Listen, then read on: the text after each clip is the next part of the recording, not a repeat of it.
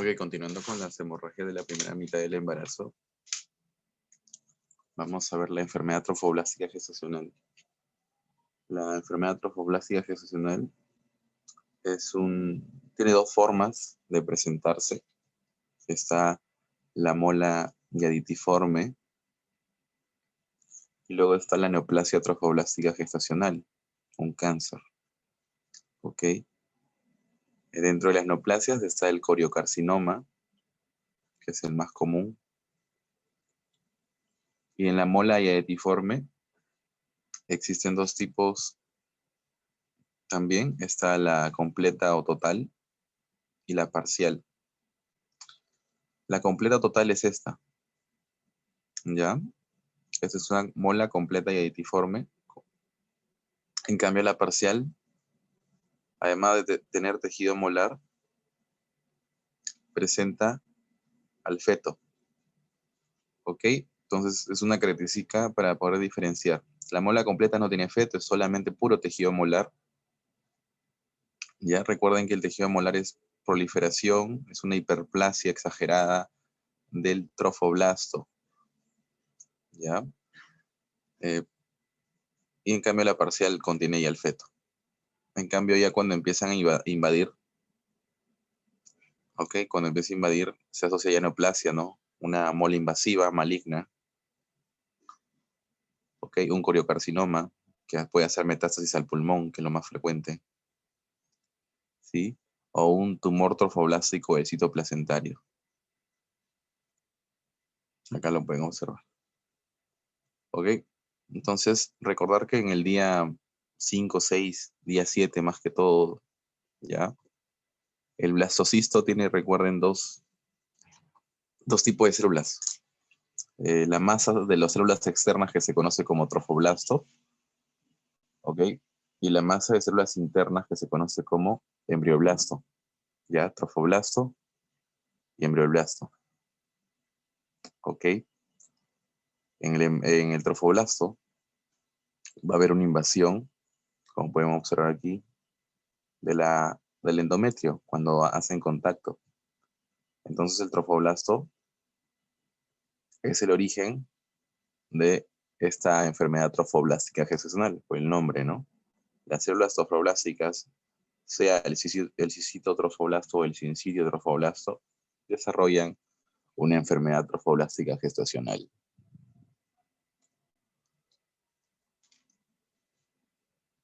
Con respecto a la mola yaditiforme, tenemos factores de riesgo. Entre los factores de riesgo tenemos edades extremas, ¿sí? Embarazo juvenil, menor de 15 años, un embarazo añoso, mayor de 35 años, aún más cuando tienen más de 40 años la edad de la madre, tabaquismo, ¿sí? Una dieta baja en proteínas, una dieta baja en ácido fólico, ¿ok? Y aumenta mucho más el riesgo cuando tiene antecedentes de la mola yaditiforme, la paciente. ¿Ok? Como pueden observar, dos molas completas, el riesgo es del 20% que aparezca en el embarazo actual mola. Igual con las otras, ¿no? Menos del 1% que aparezca mola cuando tenía un antecedente de embarazo molar. La causa, ¿sí?, de la mola, sea parcial o total, es algunas alteraciones en la fecundación, ¿ok? Más que todo. En la mola completa o total, ¿sí?, el espermatozoide tiende, el espermatozoide tiende a fecundar un ovocito sin núcleo, ¿ok? Un ovocito sin núcleo, ya, recuerden. Entonces, este ovocito sin núcleo no tiene X, bueno, X no, no tiene nada de cromosomas. Y el espermatozoide lo fecunda, pero el espermatozoide del padre sí tiene cromosomas, 23X. Lo que va a pasar es que acá el cigoto que se formó tiene actualmente 23X. No tiene XY, no tiene XX, ¿sí? Porque recuerden que el ovocito es anucleado. Entonces se duplica el cromosoma paterno. Entonces ahí 23 por 2, 46, XX, ¿no? ¿Ya? Y se empieza a multiplicar así. Entonces un 46XX, producto de una duplicación de cromosoma paterno, con este cariotipo típico de la mola completa o total, perdón. ¿Ya? En cambio, en la mola parcial tenemos una fertilización dispérmica. Dos espermatozoides 23X, ok, invaden el ovocito y ese ovocito no se va a dividir como en los gemelos o en el embarazo múltiple, ¿no? Sino conserva los los tres grupos de cromosomas y se forma una diandria, ¿ok? Entonces las células fetales o el blastocisto tiene células triploides con tres, con la suma de esos tres. Ok, 23 más 23 más 23 sale 69, XY, X, no sale XXY. Y es el cariotipo típico de una mola editiforme parcial, ¿ya? Células triploides. Entonces el cuadro clínico es importante, ¿ok? El motivo de consulta es que la paciente tiene una hemorragia fuera del ciclo menstrual. Esa es la metrorragia. En el primer trimestre, sí, del embarazo, aunque la mayoría no sabe que está embarazada,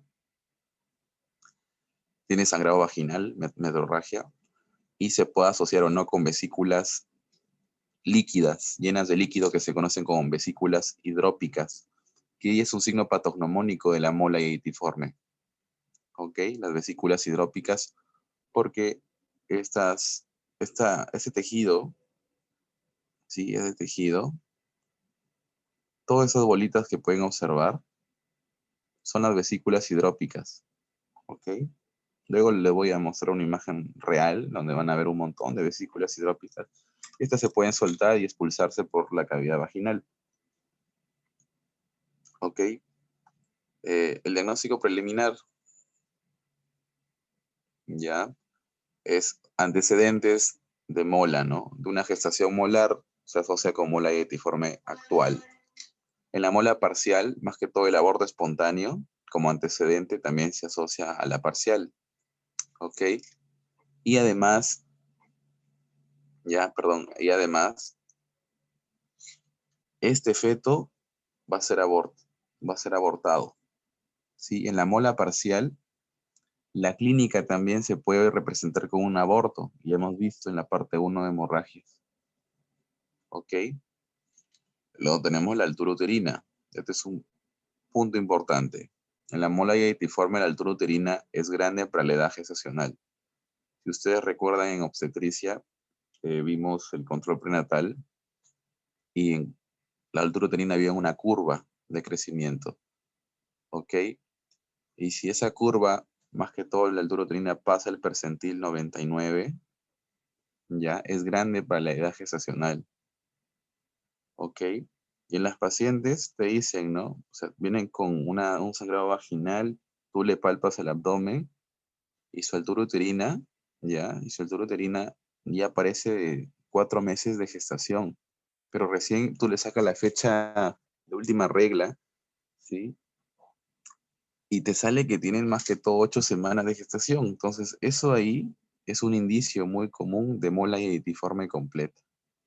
¿Ok? Tú ocultas ese gran útero, latidos ausentes. En cambio, en la mola parcial está presente y es más que todo es normal o pequeña para la edad gestacional.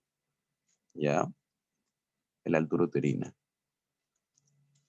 ¿Ok? El diagnóstico de mola editiforme es suero de la hormona del embarazo y la ecografía.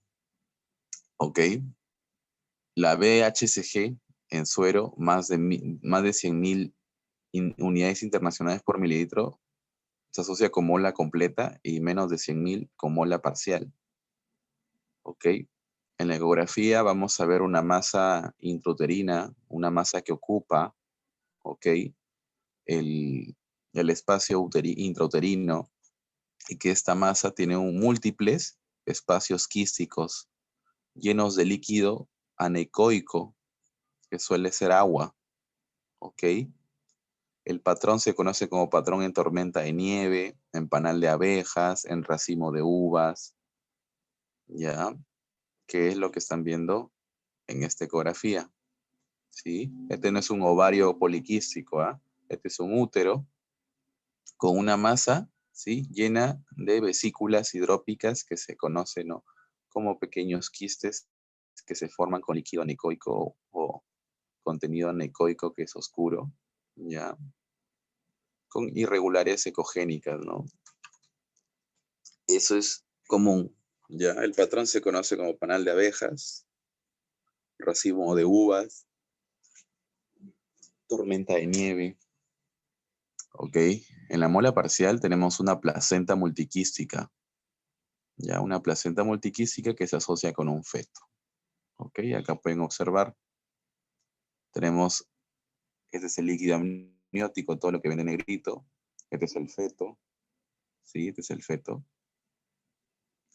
Alrededor, al lado inferior, ¿no? Bueno, viéndolo así, abajo de este se ve vesículas, estos espacios negros, que son la placenta multiquística. No tiene tantos quísticos como la completa, ¿ok? Las complicaciones de esta enfermedad trofoblástica son que la enfermedad trofoblástica, como proviene del trofoblasto, y recuerden que el trofoblasto ahí es donde se sintetiza la hormona coriónica gonadotropina humana, ¿no? Entonces, como esta está hiperplásica, en la mola completa más que todo es donde se dan la mayoría de complicaciones, si se asocia más a la mola completa, es cuando la beta-HCG está elevadísima, más de 100.000.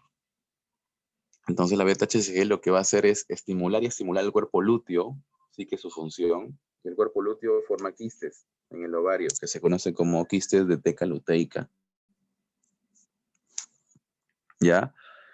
Cuando veamos el tema de masas anexiales, vamos a ver los quistes ováricos. Y los quistes ováricos, si son muy grandes, tienden a ser torsión ovárica, que es una complicación de unos quistes grandes. ¿Ok? Otra complicación es que cuando la beta-HCG se eleva mucho, se asocia mucho con la hiperemesis gravídica. ¿Qué es la hiperemesis gravídica? Que también lo vamos a ver. Es una enfermedad, una complicación del embarazo que sucede más que todo en los primeros meses del embarazo, en donde la beta-HCG se asocia mucho, ¿sí? Con causar vómitos en la paciente femenina. Entonces la paciente vomita, vomita, vomita, y esto sería normal, ¿no? Siempre te dicen que hay náuseas y vómitos, pero ya se vuelve una enfermedad, una hiperemesis gravídica, cuando la paciente vomita tanto que empieza a perder peso, se vuelve desnutrida, tiene anemia. Entonces, eso ahí se conoce como hiperemesis gravídica, cuando ya afecta el peso, las náuseas y vómitos. ¿Ok? Ya no come porque tiene miedo a vomitar, ¿no? O el vómito te genera una desnutrición, ¿ya? ¿Qué más? Otra complicación, una anemia por deficiencia de hierro, un hipertiroidismo en el embarazo, ¿ok? La mola completa puede desarrollarse como neoplasia trofoblástica en el futuro, ¿ok? Vamos a tener una hipertensión arterial.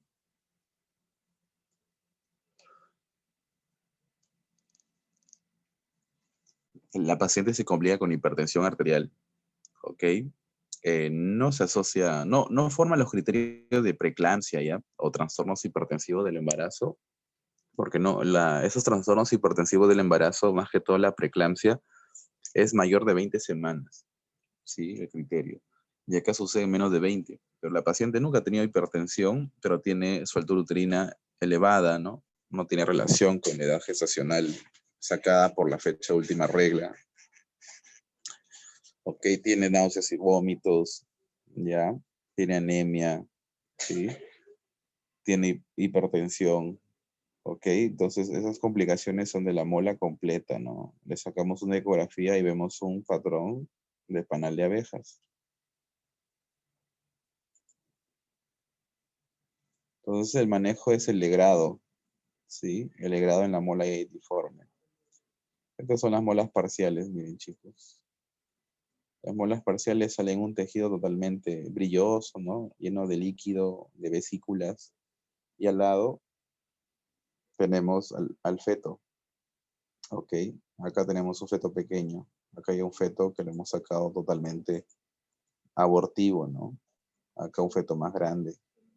Esta es la mola parcial. Ya recuerden, hay un embrión o feto presente, ¿sí? Hay un edema velloso parcial, ya, principalmente eso. Entonces lo que hacemos en el legrado es principalmente dilatar el cervix, anestesia, ¿sí? Y con una cánula, que es como una cucharita, ¿ya? Y ahí, con ayuda de una ecografía, ¿sí? Empezamos a raspar todo ese tejido y lo vamos sacando poco a poco, ¿ok?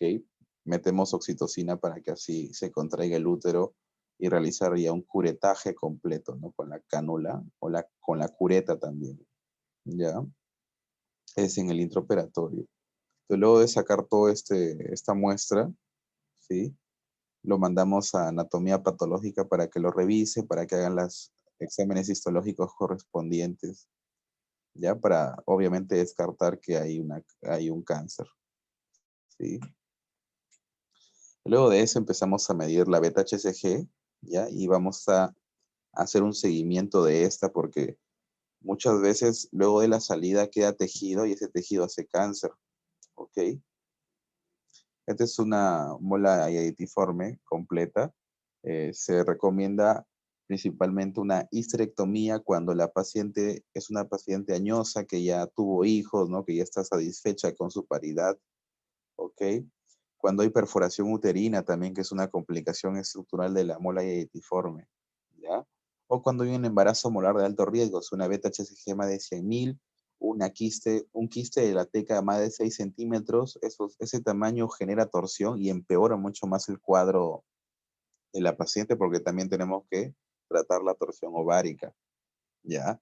¿Qué más? Una paciente añosa, más de 40 años, ¿sí? Y un aumento excesivo del tamaño uterino. Pues como pueden observar aquí, le hemos sacado el útero, hemos abierto el útero y se observa todo estas vesículas hidrópicas, que es la mola completa. No vemos ni un embrión o feto, ¿ok? Es de la mola aetiforme.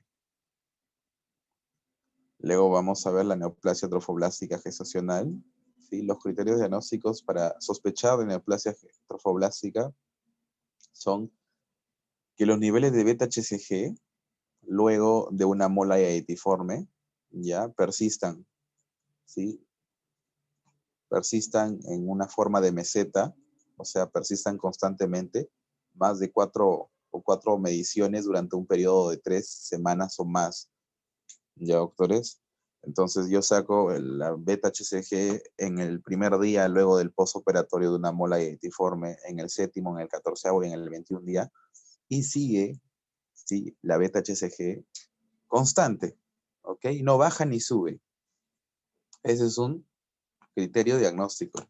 Ya luego tenemos el aumento, ¿sí? O sea, luego de hacer una mola aetiforme, durante 3 mediciones semanales, o sea, en el día 1 del postoperatorio, séptimo postoperatorio y 14º, ¿ya? Vemos que la beta-HCG no se encuentra constante, o sea, no ha bajado ni ha subido, sino aumentado en el suero, ¿ok?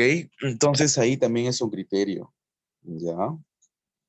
Es un criterio. Luego, si el nivel de beta-HCG en el suero permanece detectable durante 6 meses o más luego de un embarazo a término o un aborto espontáneo. ¿Ok? Entonces, para molas es estos, primer criterio y segundo, ¿no? Para aborto espontáneo o embarazo eh, a término es número 3. Entonces, una paciente tiene un embarazo a término normal, pero luego vemos que la beta-HCG se encuentra detectable aún durante 6 meses o más, sospechamos de neoplasia trofoblástica gestacional. ¿Ok? Pues lo que hacemos es una ecografía Doppler pelviana. En la ecografía Doppler pelviana, el coriocarcinoma gestacional, sí, es una masa que tiene muchas cavidades, ¿ya? Una masa intracavitaria, invasiva, ¿ok? Con heterogénea, ¿ya? No tiene vesículas, no tiene quistes, ¿no? Anecoicos, ¿ya? Y tiene un Doppler positivo porque es bien vascularizada. Un ecodoppler positivo es porque se pinta las arterias y venas dentro de esa masa o tumor. En cambio, la mole invasiva es una masa hiperecogénica con bordes irregulares, con un patrón en panal de abejas, quístico, recuerden, es una mola, y con una pobre vascularización, y obviamente invade la pared uterina.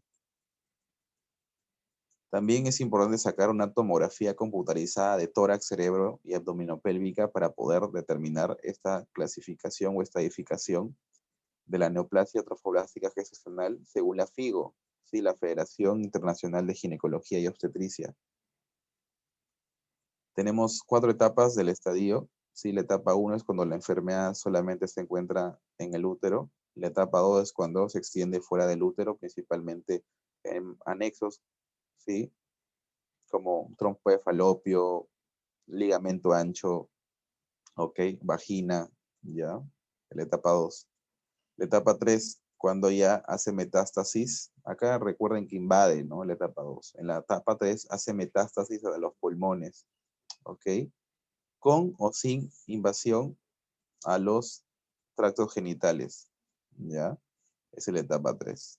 O sea, paciente que aún está confinada la enfermedad en el útero, pero ya tiene cáncer en los pulmones, etapa 3 de frente, ¿ok? Y etapa 4 es cuando hace metástasis en cualquier órgano excepto el pulmón, ¿no?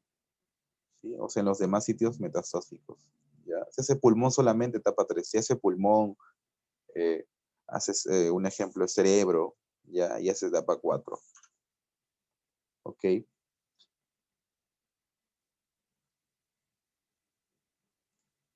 El tratamiento, va a ser según la resistencia a la monoquinoterapia.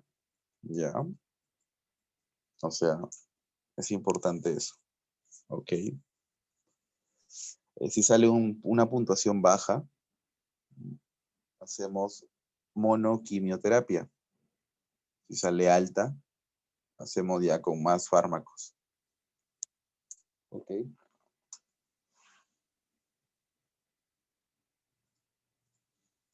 Con el puntaje vemos edad. Una paciente menor de 40 años tiene menor puntaje.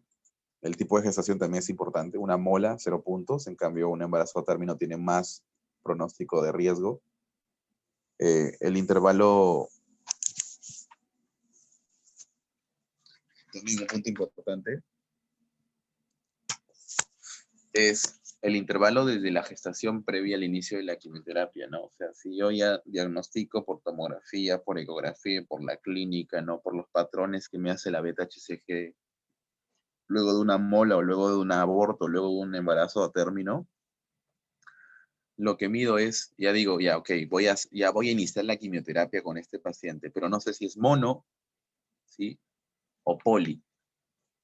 Mono es si me sale con esta puntuación menos, recuerden, de 7 puntos y mayor o igual a 7 es de alto riesgo a resistencia, entonces por eso le meto más fármacos.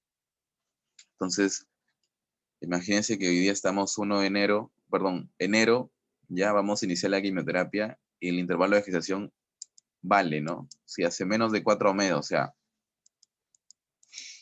la gestación de la paciente terminó, hizo su parto en diciembre o en noviembre, 0 puntos. Si en cambio lo hizo en junio, ya ahí va aumentando en puntos. ¿Ok? Mientras más tarde llegue para el diagnóstico de la neoplasia gestacional, ya, eso de ahí suma más puntos. Luego tenemos la concentración de beta-HCG, menos de 100.000 y más de 100.000, ¿no?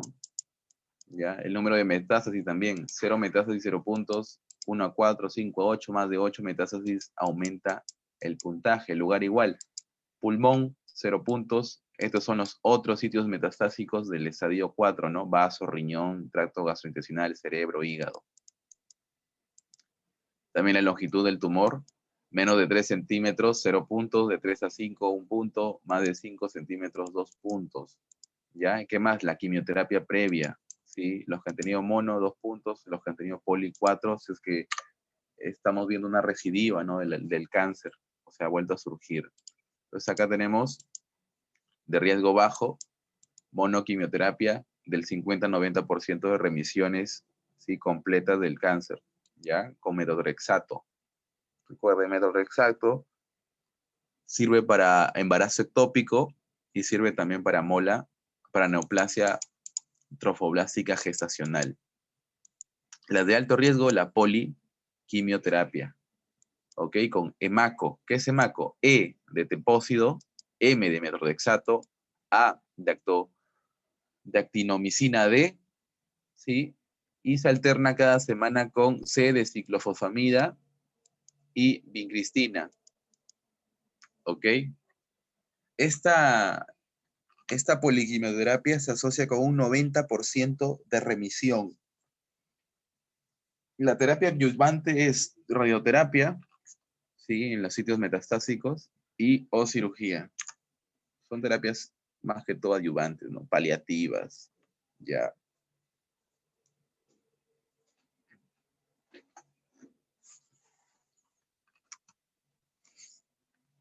Ahorita vamos a ver